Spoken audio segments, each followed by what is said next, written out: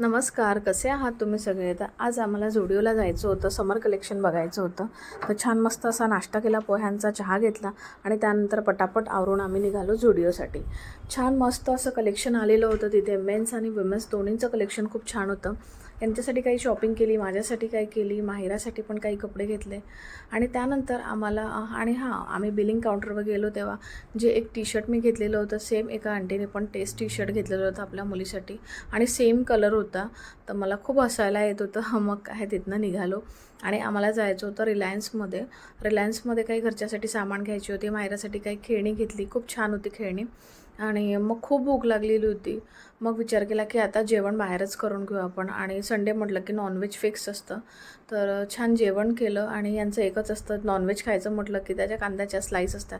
ते सर्वात पहिले काम असतं यांचं, ते सगळं वेगवेगळं करून ठेवणं आणि मग जेवायचं. ते सगळं झालं आणि त्यानंतर मग आम्ही आलो घरी. घरी काही पार्सल घेऊन आलो होतो, लस्सी आणि माव्याच्या गुजिया.